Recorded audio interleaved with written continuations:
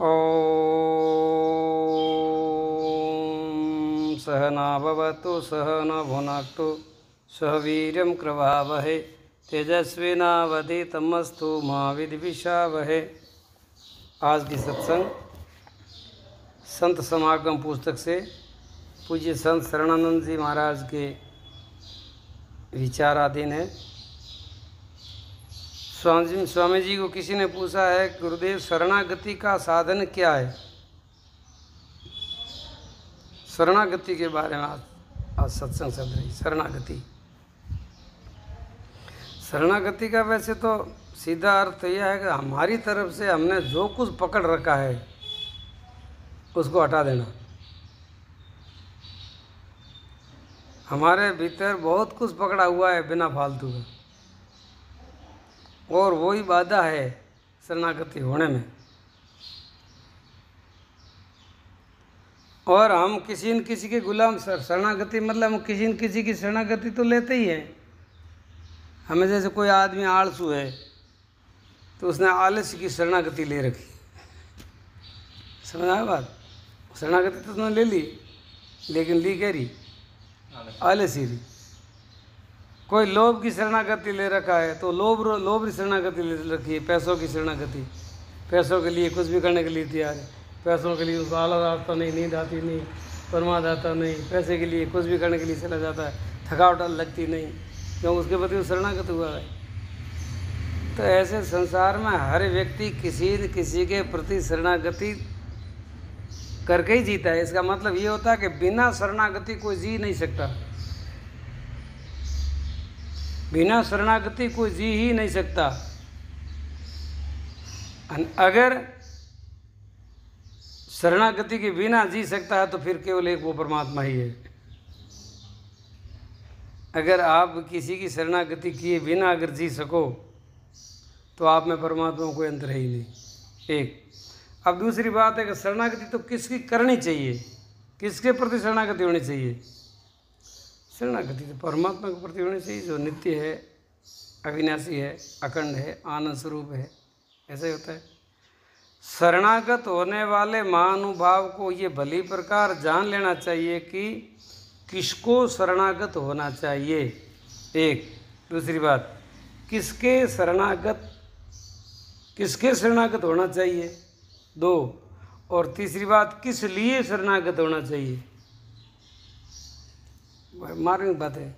जल्दी साढ़े जी पकड़ में को आवे नहीं, पर तभी थोड़ी कोशिश करो समझना है। खाली हमें होने का ही नहीं, अभी सुनने के बाद में भी इसका आप चलते घूमते चिंतन करोगे तो बात जीवन में उतरेगी। शरणागत होने वाले का स्वरूप क्या है? तो बताते हैं शरणागत होने वाले का स्वरूप क्या है। शरणागत होने की आवश्यकता उनको होती है जो किसी की शरणागत रहता है। पूरा संसार किसी न किसी का शरणागत तो रहता ही है। जिसकी स्वतंत्र नित्य सत्ता नहीं है, जो स्वतंत्र नहीं है वह कुछ न कुछ करता है, जो करता है वह भोगता अवश्य है।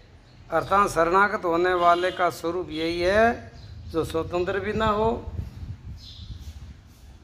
जिसमें कर्तापन हो और जिसमें भोक्तापन हो। बस वही स्वतंत्र होने के योग्य होता है। शरणागत किसको होना चाहिए, किसके प्रति शरणागति होनी चाहिए? हाँ, तो अगर वो स्वतंत्र हो, स्वतंत्र परमात्मा है, नित्य हो, अखंड हो, अनंत हो, सब प्रकार से पूर्ण हो, अनंत ज्ञान हो, अर्थात जिसके किसी प्रकार की कमी न हो, उनकी शरण होना चाहिए। और यदि किसी प्रकार का दोष मालूम होता हो, उनकी शरण नहीं होना चाहिए। तो शरणागत होने लायक एक परमात्मा ही है, दूसरा कोई शरणागत होने लायक नहीं है। उनकी शरणागत टिकती नहीं है, आदमी को निराश होना पड़ता है। शरणागत ऐसे कि लो तो फिर उनको कभी निराश होना ही नहीं पड़ता। जिनकी शरणागत होना हो उसे अभिन्न होने के लिए शरणागत होना चाहिए। अब शरणागत होना है तो क्या करना पड़ता है? बताया कि जिसकी शरणागत होना हो उससे अभिन्न होने के लिए शरणागत होना है, उसके अंदर खो जाना। जैसे लोभी धन के अंदर खो जाता है, कामी कामनी के अंदर खो जाता है, पद प्रतिष्ठा वाला पद के भीतर खो जाता है, ऐसे ही अपने को किसी के प्रति मिटा देना, अपने को मिटा देना। भगवान की शरण हो या अपने गुरु की शरण में अपने को मिटा देना, ये सच्ची शरणागति है। शरणागत हो जाने का स्वरूप क्या है? शरणागत होने वाला कर्ता तथा भोक्ता शब्द, स्पर्श, रूप, रस, गंध आदि विषयों का त्याग करके परम तत्व सच्चिदानंद घन की शरण होकर के उससे अभिन्न हो जाता है।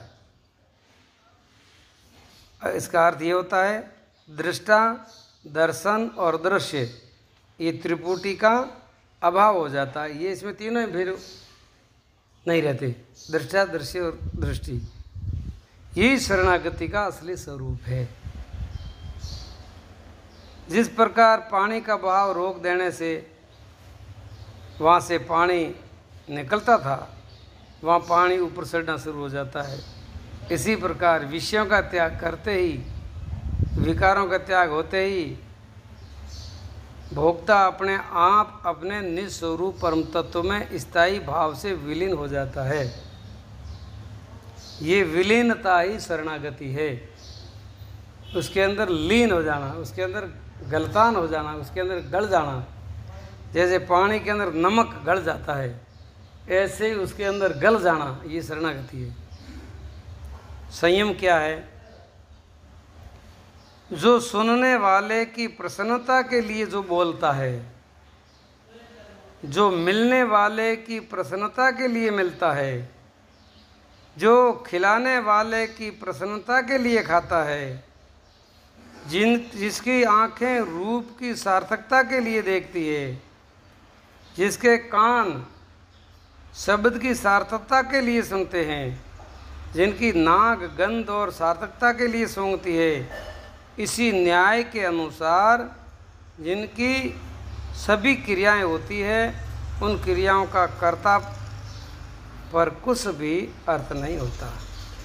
अर्थ ये होता है, अर्थ रहित क्रियाओं से फिर राग मिट जाता है, और राग मिटते ही त्याग मिट जाता है, त्याग हो जाता है, और त्याग होने पर धारणा, ध्यान और समाधि अपने आप सिद्ध हो जाती है। और इन तीनों का एकत्रित हो जाना, तीनों का एक हो जाना ही सच्चा संयम है। ये है संयम की साधना। धारणा, ध्यान और समाधि को एक रूप में करना, दृष्टा, दृश्य और दृष्टि को एक करना, मतलब अपने को पूर्ण रूप से मिटा देना। मिटा दे अपनी हस्ती को, जो कुछ मर्तबा चाहता है, दाना मिलकर खाक में घुले गुलजार होता है। ये है जीवन की शरणागति का मार्ग। और ये शरणागति बहुत ही श्रेष्ठ साधन है, और ये आखिरी हथियार है खुद को परम कल्याण का अधिकारी बनाने में। शरणागति बहुत उपयोगी है साधकों के लिए। ये विशेष बातें हैं। बोलिए सच्चिदानंद भगवान की जय हो। ये केवल उत्तम अधिकारी के लिए है, केवल ब्रह्म जिज्ञासा के लिए, कल्याणकारी साधकों के लिए है। इसको बार बार सुनोगे जब समझ में आएगा। एक बार सुनने से समझ में नहीं आएगा, और फिर अपने दोस्तों को, अपने मित्रों को, गुरु भक्तों को आगे से आगे सूचना देते रहेंगे तो ज़रूर आपको भी लाभ होगा और किसी का भला होगा। सर्व का भला हो, सबका कल्याण हो। हरि ओम।